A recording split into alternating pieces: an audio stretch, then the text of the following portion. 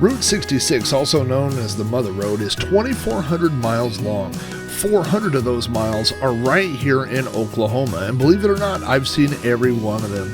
There are lots of interesting things to see on or near Route 66 in Oklahoma, like this big sign, or this dog park right off the interstate, or the Catoosa Whale, or Buck Adam, a Muffler Man near Tulsa. There are lots of parks, lots of murals, and this restaurant called Pop 66, which has a giant soda pop bottle out front and like 1,000 different flavors of pop to choose from. The best thing about Route 66 is all the stores that are located on or nearby the road. A regular stop of mine is Jameson's, located in Yukon, Oklahoma, just west of the metro. Jameson's is a discount warehouse that buys closeout merchandise and has great deals. I don't think I've ever left Jameson's without a Ryobi tool or a gadget or something like that, and we buy all of our patio furniture here as well. Jameson's also has a private parking lot off to the side, and tonight I think I'm going to try to sleep there. Okay, we are back out in the van, and I want to show you one of the things that I purchased while I was inside shopping at Jameson's. This is a Energizer headlamp. I have been wanting one of these for a while. I have one in my wish list on Amazon, but I just haven't pulled the trigger yet. I'm constantly plugging things in to my batteries, my fakery battery that is underneath this table, and I can never see where the ports are. So I have lights. I told you I bought those magnetic puck lights. I have filming lights, but the lights never seem to be pointed when I'm doing stuff, when I'm looking under the bed, under the table, when I'm working on stuff, I'm trying to disassemble and reassemble the GoPro. So this is going to really come in handy while I'm working on things inside the van. The other thing I want to show you is how I was recording video inside the store. Now, I'm not going to do a full review of these right now because I just got these. This is an early Christmas present from my wife, so I just opened them and I'm just started playing with them this week. This may look like a normal glasses case, but if you pull this out, these are the new Ray-Ban Meta smart glasses. So the problem I have right now is that the lenses that are in this are not my prescription. These are transition lenses, so they're just clear during the day and they turn into sunglasses when the sun is out. But you know, with these on, they pretty much just look like normal glasses, but you could do a lot of really neat things, and I'm really just starting to get into it. You can take videos, you can take pictures, you can listen to music through Bluetooth. You can use these as a Bluetooth headset. It has 5 microphones. And you can also, kind of like how you would ask Siri, you can ask Meta questions. So you can use this, but you can also use it with your phone. So let's say you're out walking and you need directions. You could be getting directions from your phone. It will pipe the audio into your ear and no one sees you walking around with a phone. They do have a security feature, which is a tiny LED light that is inside the lens. So whenever you're taking a picture or a video, the LED lights up and it's actually in the lens, so you can't cover it. If you put something over that, you'd actually be covering the lens. But the LED is not very bright, and I think you could probably video a lot of things right now without people noticing. So I'll be doing a more in-depth review in the future, but right now they seem like a very cutting edge piece of technology. Now, there are some big things to see here on Route 66, but a long time ago, there were bigger things to see here in Oklahoma, one of which was the Acrocanthosaurus, which means high-spined lizard, and that is the official state dinosaur of Oklahoma. It lived 125 million years ago.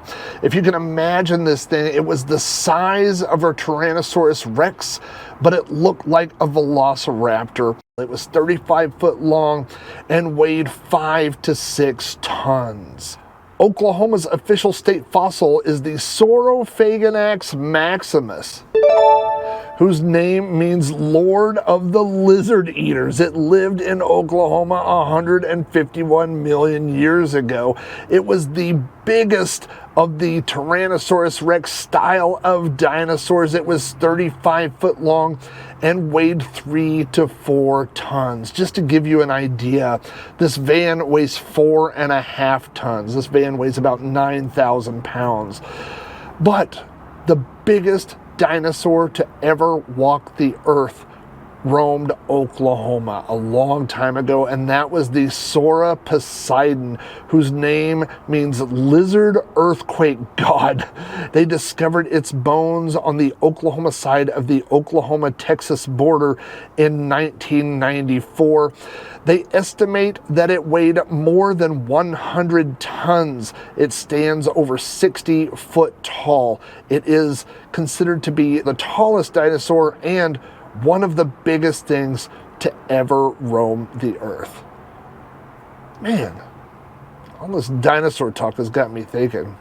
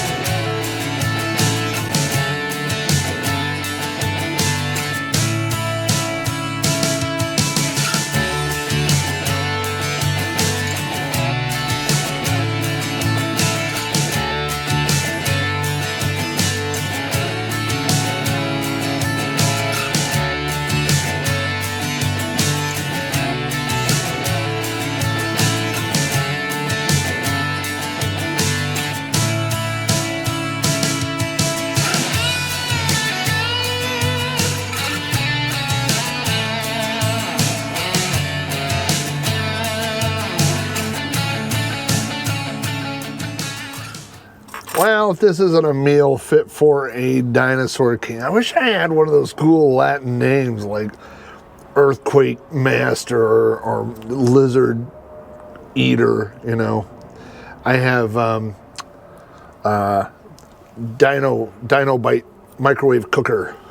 That's my name. By the way, in my head, this was a really funny idea, coming up with the dinosaur bites and the mountains of mashed potatoes and the little cookie dough bites that look like little boulders, and these little Japanese candy. I think they're Japanese little mushrooms.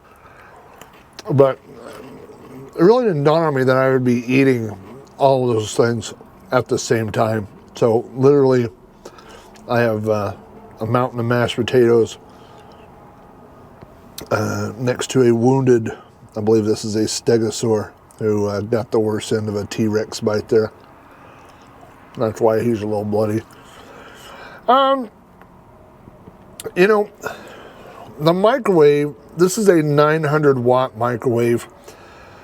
It uses, it uses basically in my battery, not quite, but pretty close to 1% per minute. So I cook the, it's a 1,000 watt battery, right? I cook the mashed potatoes for 5 minutes total on the mashed potatoes. I cook the dinosaurs for 2 minutes, and I cook the gravy for 1 minute. So it's about 8 minutes, and it's down about 8%. So is that sustainable in the long run? I don't know, maybe, if you're recharging your battery all the time and stuff. I know a lot of people probably don't feel like a microwave is in the spirit of van life, but I've talked about this a lot in the past. I just don't feel like there's any rules to van life. I feel like nobody, there's no rule book. You can do whatever you want to do. If you want to cook with a microwave, cook with a microwave. You want to cook on propane, do the propane. You want to do gas, whatever you want to do. Just enjoy it. Man, that's all we're out here doing. everybody's having fun. Everybody's enjoying it. I mean, if you're not enjoying life with a plate full of T-Rexes and candy and mashed potatoes,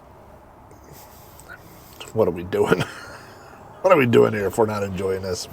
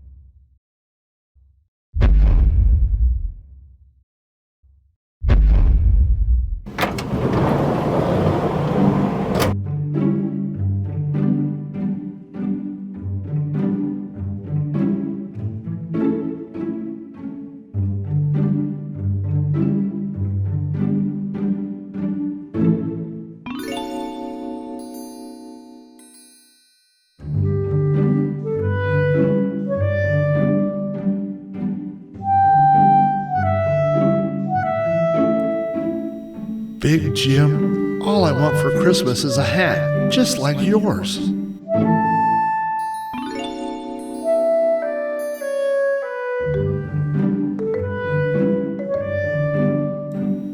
Thanks, Big Jim.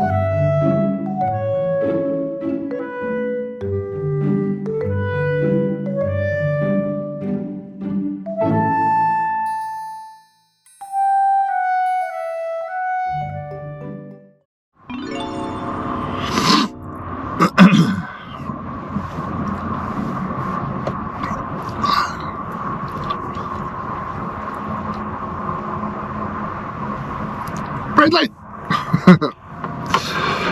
Well, good morning. It is 6 a.m.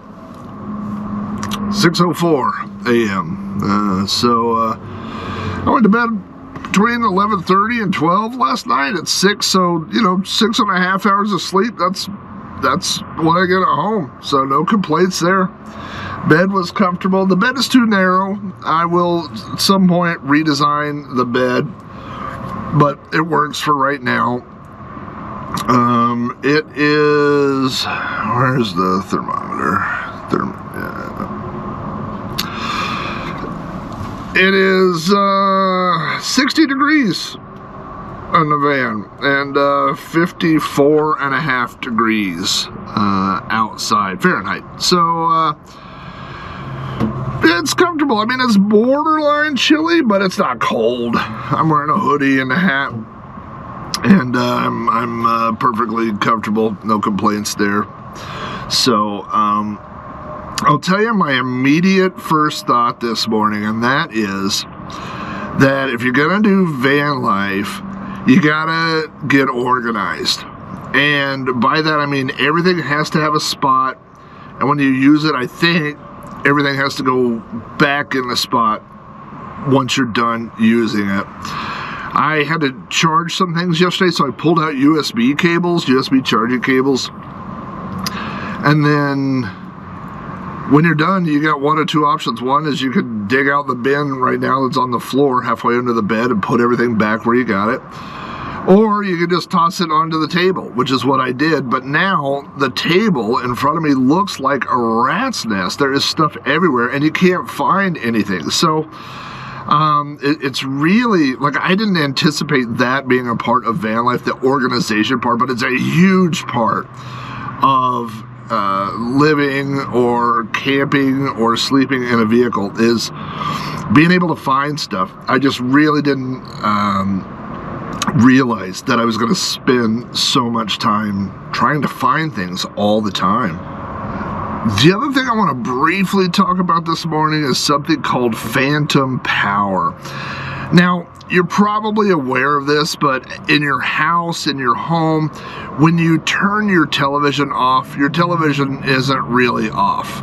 It's kind of in a standby mode. The screen goes black, the screen goes off, but the LED is still lit up on the front. It has to be ready for you to power it back on. It has to be waiting for the signal from your remote. So I want to show you something.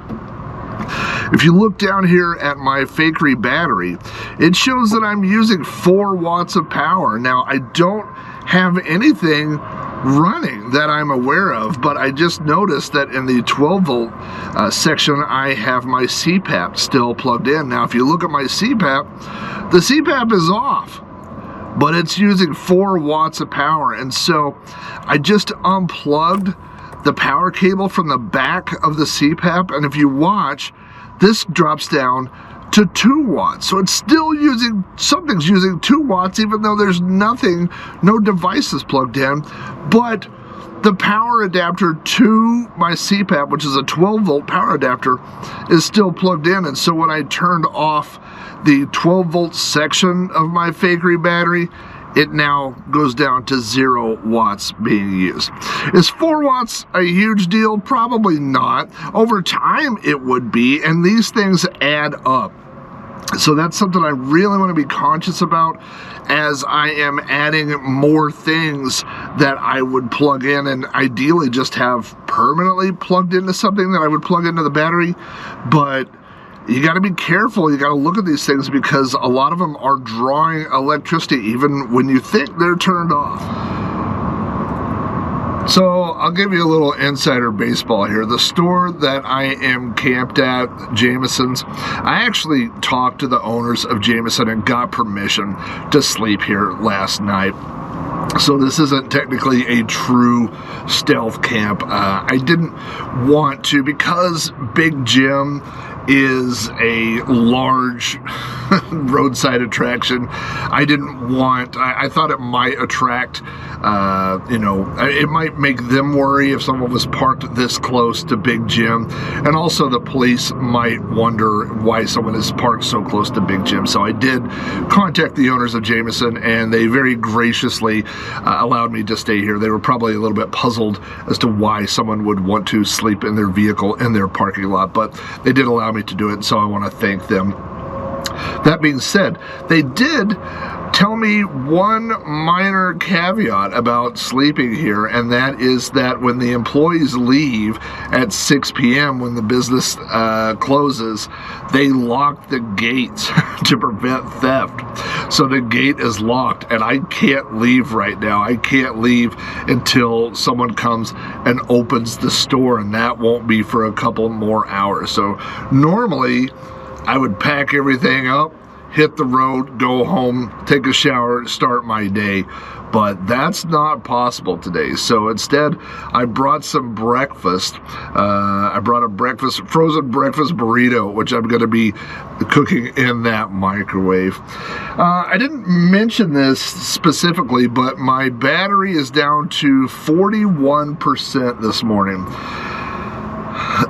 I used it for the CPAP overnight. I used it for the microwave. About 10% is off the microwave. I guess the rest of it is from the CPAP. That seems like a lot of usage just for the CPAP. I don't know how sustainable it is to use a battery without solar. In other words, charging it when you leave the house, which is what I do. How long could I stay out? I mean, 24 hours would be easy. But I would supplement that with, again, these smaller USB battery packs for recharging things, for recharging the GoPro, my tablet, my phone, all those things, and really saving the battery for bigger things like the microwave, which is a new addition in the CPAP.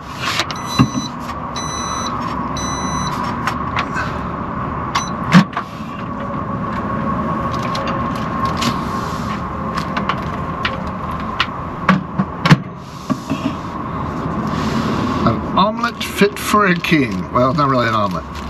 It's an omelet that has been put inside a tortilla. which has been put inside a plastic bag, which was put inside a box, which has been put inside a microwave. So this is, you've heard of the coat of many colors. This is the burrito of many layers, and it's very hot, so I'm gonna let it cool off for a minute.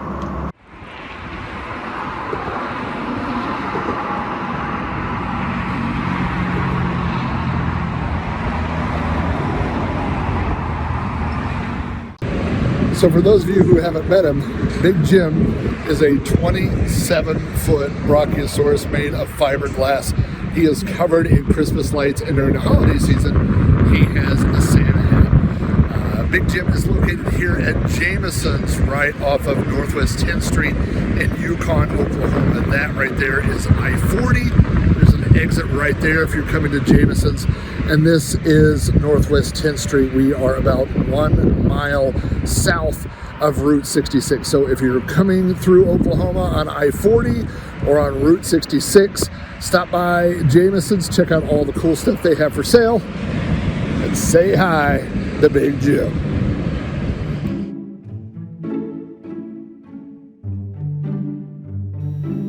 Thanks to Lyle and Jessica Jameson for entertaining a weirdo's request, and special thanks to Abby and Susan for all your help in making this happen. I want to start a new tradition in Big Rob's van and add a memento to remind me of each of my adventures. I won't have room to display them all, so I'll probably have to change them out over time, but each one will represent one of my many adventures. This first one is dedicated to Big Jim.